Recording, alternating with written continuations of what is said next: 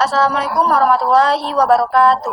Perkenalkan, nama saya Dea Handayani dengan NPM 2384202008 dari Program Studi Pendidikan Matematika Fakultas Keguruan dan Ilmu Pendidikan Universitas Muhammadiyah Kota Bumi semester 6.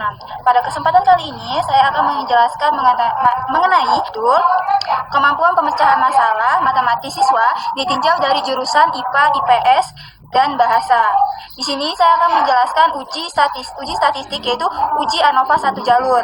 Nah, apa sih uji ANOVA satu jalur itu?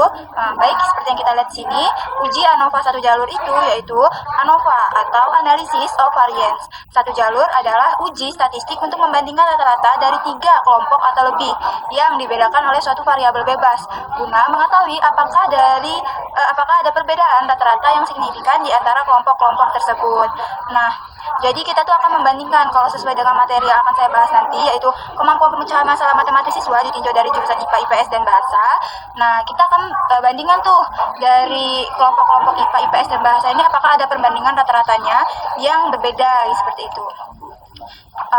Baik, kita lanjut untuk penjelasan konsep, yaitu tujuan uji ANOVA satu jalur ini apa sih gitu kan. Tujuan dari uji ANOVA ini untuk mengetahui apakah minimal ada satu kelompok yang rata-ratanya berbeda secara signifikan dari kelompok lain tanpa harus melakukan uji T yang berulang kali antar pasangan kelompok. Nah, kalau misalnya kita selalu melakukan uji T berulang-ulang kali, itu bisa meningkatkan resiko adanya kesalahan atau error. Jenis yang selanjutnya, jenis data yang digunakan. Untuk jenis data yang akan digunakan itu ada 2, yaitu variabel bebas dan juga variabel terikat. Variabel bebas bisa kita sebut juga independen, yaitu data kategorik atau nominal dengan 3 kategori atau lebih. Dalam kasus materi yang akan kita bahas nanti, data variabel bebasnya yaitu jurusan IPA, IPS, dan juga bahasa. Untuk variabel terikatnya yaitu dependen, data numerik berskala interval atau rasio. Nah, pada materi saya, data dependennya yaitu skor kemampuan pemecahan masalah matematis. Seperti itu. Baik, kita lanjut.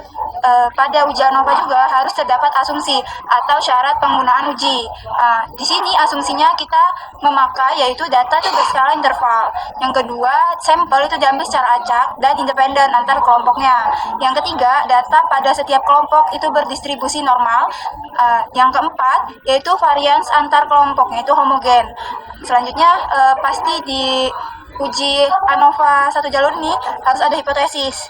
H0 itu tidak ada perbedaan rata-rata kemampuan pemecahan masalah matematis antar jurusan. H1-nya ada perbedaan rata-rata pada minimal satu jurusan. Ada juga dasar pengambilan ujinya. Jika F hitung itu lebih besar daripada F tabel, maka H0 itu ditolak. Nah, jika F hitung itu lebih kecil daripada F tabel, maka H0 itu diterima.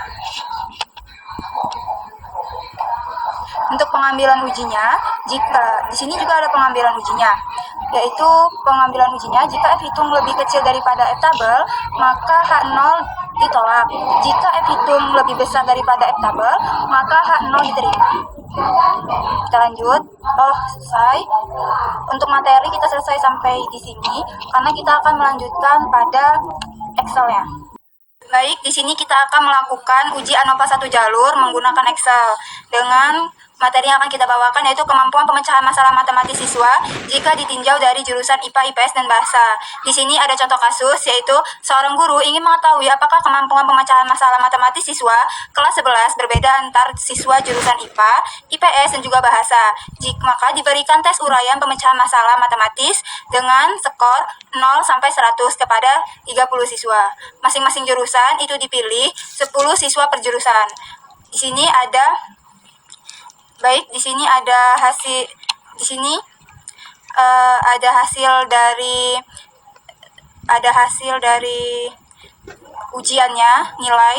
Nah, variabel bebasnya itu jurusan siswa, yang ini variabel bebasnya IPA, IPS, dan juga bahasa. Ada pula variabel terkait atau dependen yaitu skor kemampuan pemecahan masalah pada siswa, yaitu nilai dari tes uraian tersebut, nilai siswa. Ini skornya. Yang ini adalah variabel terikat. Nah, dengan asumsi seperti yang disampaikan tadi, yaitu data berskala interval. Yang kedua, sampel diambil secara acak dan independen antar kelompok. Yang ketiga, data pada tiap kelompok berdistribusi normal. Yang keempat, varians antar kelompok homogen. Ada pula hipotesis seperti yang sudah dijelaskan tadi, yaitu tidak ada perbedaan rata-rata kemampuan pemecahan masalah matematis antar jurusan. H1 ada perbedaan rata-rata pada minimal satu jurusan. Jadi untuk H0 itu tidak ada perbedaan, untuk H1 itu ada perbedaan. Untuk hipotesis statistiknya kita bisa lihat kalau H0 itu mu1 dilambangkan dengan mu1 sama dengan mu2 sama dengan mu3. Untuk H1 itu mu1 tidak sama dengan mu2, tidak sama dengan mu3. Untuk taraf signifikasinya kita menggunakan A sama dengan 5%. Uji yang akan kita gunakan yaitu sesuai judul yang ada, yaitu uji ANOVA satu jalur menggunakan Excel. Dasar pengambilan keputusannya seperti yang sudah dijelaskan tadi. Nah, di sini kita langsung saja menentukan F hitung dan F tabelnya. Yang pertama kita membuat tabel penolong. Ini ada tabel yang tadi, tabel skor setiap jurusan. Nah, tabel ini untuk IPA itu kita ganti menjadi X1, IPS kita ganti menjadi X2, bahasa kita ganti jadi X3. Nah, untuk membantu kita dalam menyelesaikan masalah, di sini akan X1 kita kuadratkan, X2 kita kuadratkan, X3 kita kuadratkan juga.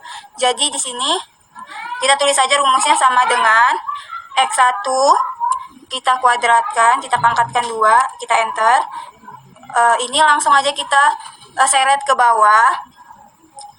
Nah, ini sudah dikuadratkan semua untuk X1. X2 caranya tetap sama. Kita klik X2, kita pangkatkan 2, kita enter. Setelah itu diseret ke bawah. Kita lanjut. Untuk yang X3 pun sama caranya. Sama dengan kita klik yang X3 nomor 1, dikuadratkan 2, enter, terus diseret ke bawah. Lanjut, ini kita jumlahkan semuanya.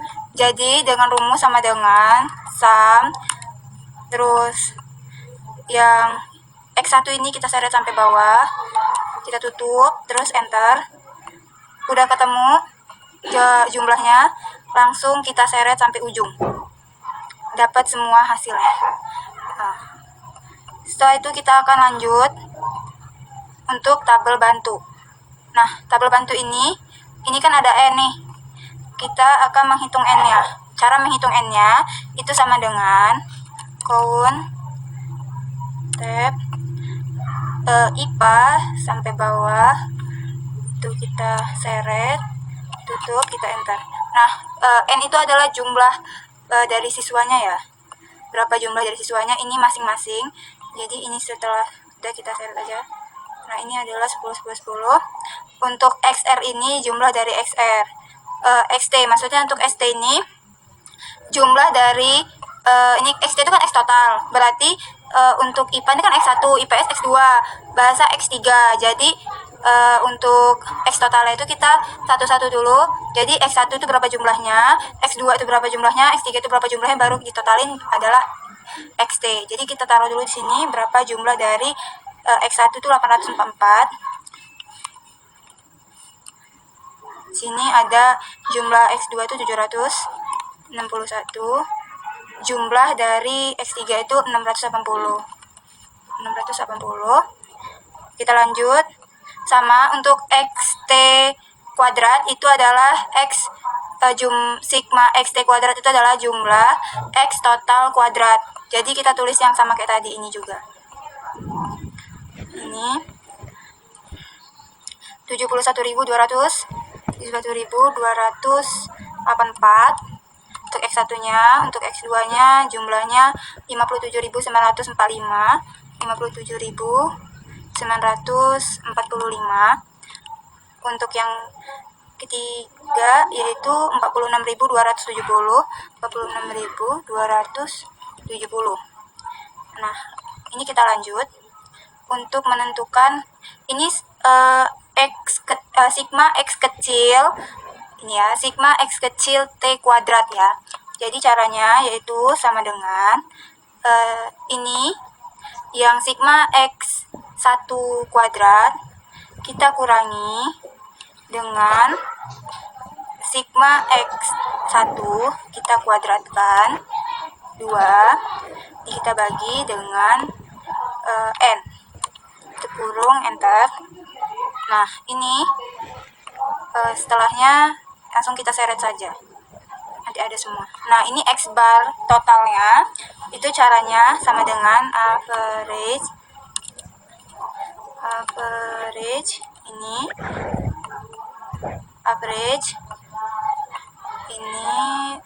average terus kita tandain yang X1, langsung kita enter. Ini juga langsung ke samping saja. Nah, setelah semuanya dapat, itu kita langsung ke sum, jumlah itu sama dengan sum, jumlahnya itu sama dengan sum, terus kita tandain dari yang awal untuk IPA IPS bahasa sampai akhir, kita tutup, terus kita enter. Udah dari sini kita bawa ke bawah. Ini adalah jumlah-jumlahnya. Setelah ini kita lanjut, yaitu menentukan jumlah kuadrat sumber varians. Baiklah, di sini kita lanjut untuk menentukan jumlah kuadrat sumber varians. Yang pertama, kita harus menemukan jumlah kuadrat total atau JKT. Untuk JKT ini kita nyarinya dari rumusnya, yaitu sigma X total kuadrat dikurang sigma X T dikuadratkan dibagi n totalnya. Jadi di sini langsung saja sigma X kuadrat ini ya, sigma X, ini sama dengan sigma X T kuadrat dikurang sigma X T kita kuadratkan dibagi 2, dibagi dengan n totalnya, yaitu 30, enter. Hasilnya 1458,167.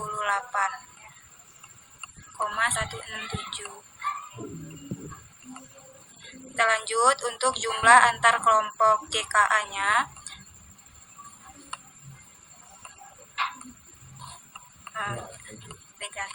Kita lanjut untuk kita akan menghitung jumlah antar kelompok JKA.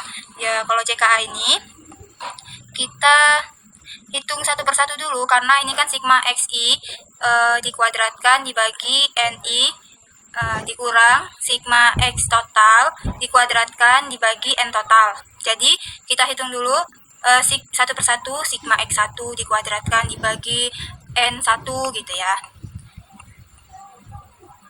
Dari sini, terus di sini aja. Ini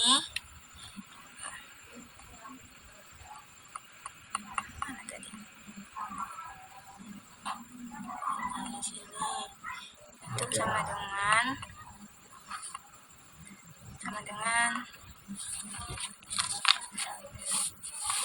dengan sigma ini kita kuadratkan bagi dengan ini, enter.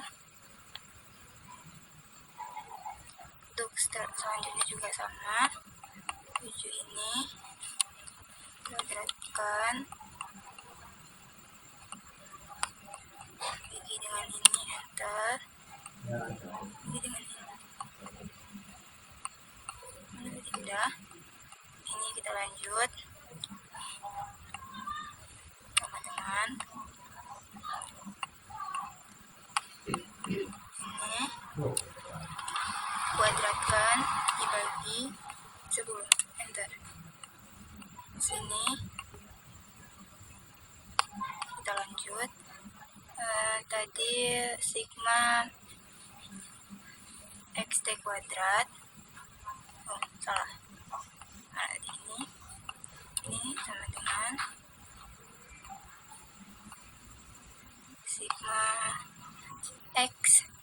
sigma X total dikuadratkan dibagi dengan N total, enter. Setelah itu kita jumlahkan.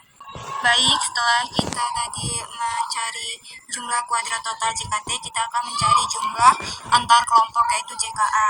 Nah, tadi kan kita sudah mencari untuk yang pertama.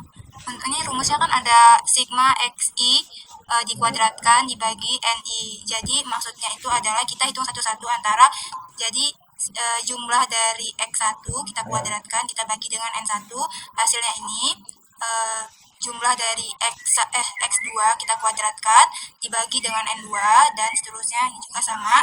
Sementara untuk yang ini hasil tadi kita kurangkan dengan jumlah dari sigma X total, itu kita kuadratkan, kita bagi dengan N total. Nah, di sini langsung kita jumlahkan saja, ini kita tambahin, ini X1-nya, kita tambah X2, kita tambah X3, kita kurang dengan X totalnya, hasilnya adalah 1344,867. Di sini kita akan mencari untuk jumlah kuadrat dalam kelompok JKD-nya. Untuk JKD-nya di sini itu caranya kita anuin, yaitu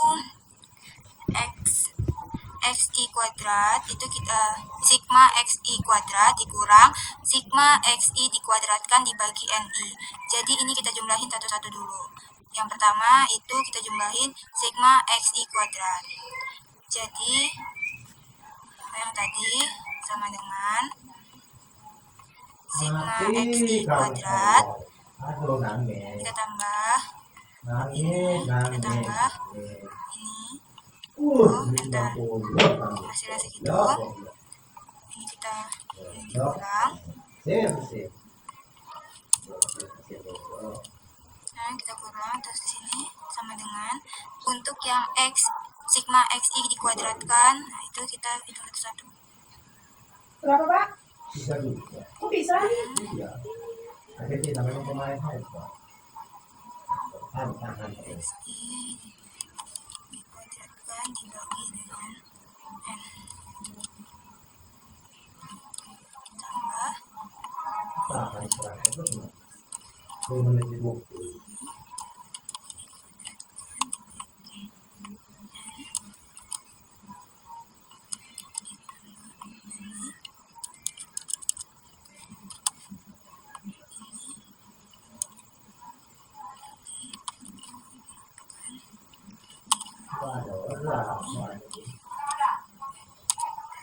Hasilnya ini hasilnya adalah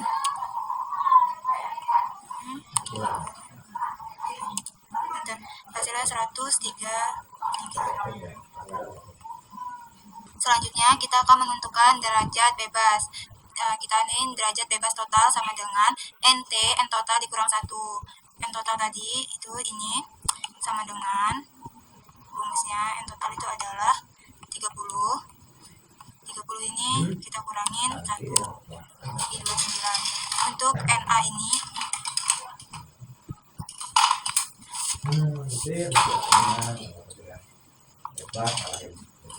NA ini adalah jumlah kelompoknya. Untuk NA itu adalah jumlah kelompoknya. Jadi jumlah kelompoknya itu ada 3 kan tadi, yaitu IPA, IPS, sama bahasa. Jadi ini sama dengan 3, kita kurangin 1, kita enter jadi 2. Nah, ini NT dikurangin NA. Ini NT-nya itu kan 29. 29 kita kurangin dengan 2, yaitu NA-nya tadi. Jadi sama dengan, kita enter adalah 27. Baik, kita lanjut, yaitu menentukan rata-rata jumlah kuadrat atau RJK. RJK ini dari rumusnya aja ya. Kita langsung aja, ini sama dengan JKA tadi. JKA kita bagi dengan 20 dBA 2. Jadi dBA kita langsung enter, ini ketemu JKD. JKD itu ini tadi sama dengan jumlah kuadrat dalam kelompoknya, kita bagi dengan derajat bebas yang D. Ini 27, enter. Lanjut kita menentukan RJKA sama RJKD-nya. Di sini jadi sama dengan RJKA dibagi RJKD, enter, jadi 100. Nah, dapat di sini kita menyusun tabel ANOVA-nya. Baik, setelah itu kita mohon maaf tadi ada kesalahan dalam RJK-nya, yaitu salah mengambil sampel. Jadi ini untuk nyari RJKA itu JKA dibagi DBA. JKA itu yang ini ya, JKA.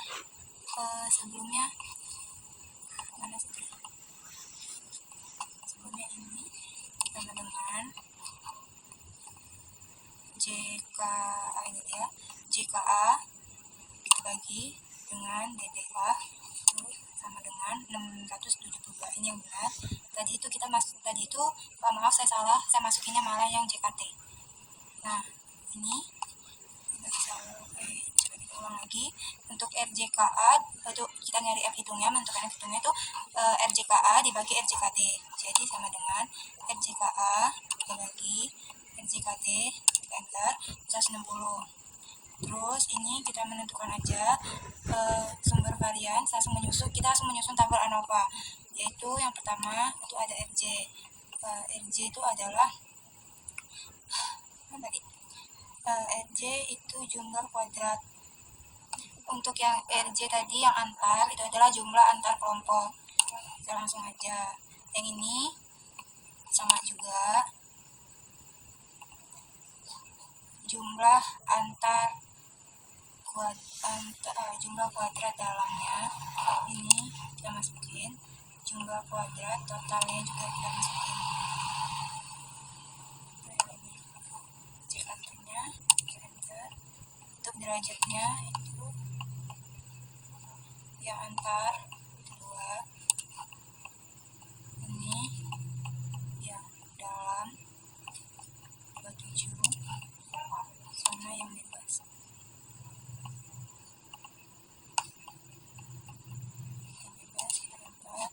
Untuk RJ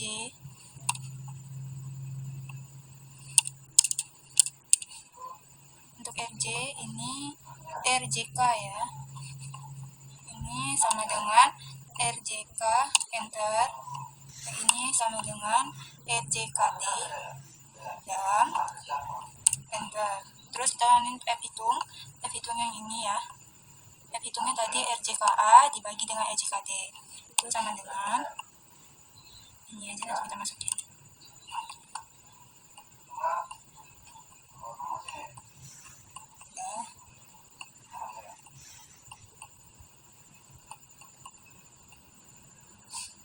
Baik, setelah kita menyusun tabel ANOVA-nya, maka kita sini akan menentukan F tabelnya, yaitu A sama dengan 50. Untuk F tabelnya, di sini kita harus melihat dulu pembilang dan penyebut dari F tabelnya. Di sini ada DB-nya itu pembilangnya 2, penyebutnya 27. Maka di sini kita cari, ini adalah F tabel dengan probabilitas itu 0,05 atau 5% ya. Kita cari di sini. Untuk pembilangnya adalah 2, yang ini 2, dan penyebutnya itu adalah 27. Jadi 2 ini 27, berarti ini yaitu 3,35.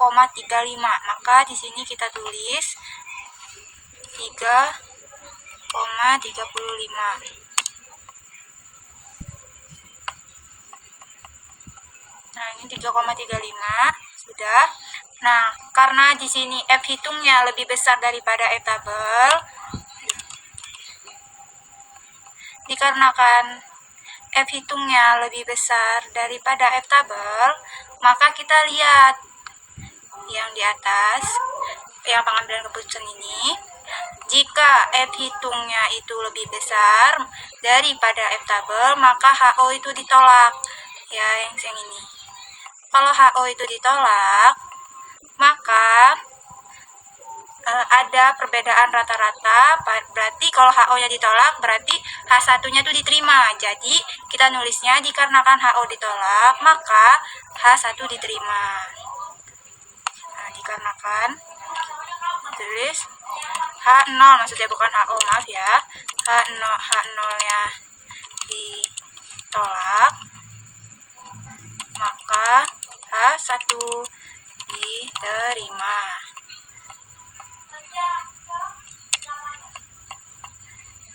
Jadi ada ada perbedaan. Jadi di sini kita tulisnya seperti yang ada di sini, ada perbedaan rata-rata pada minimal satu jurusan. Maka di sini kita tulis ada perbedaan minimal satu jurusan. Berarti ini ada perbedaan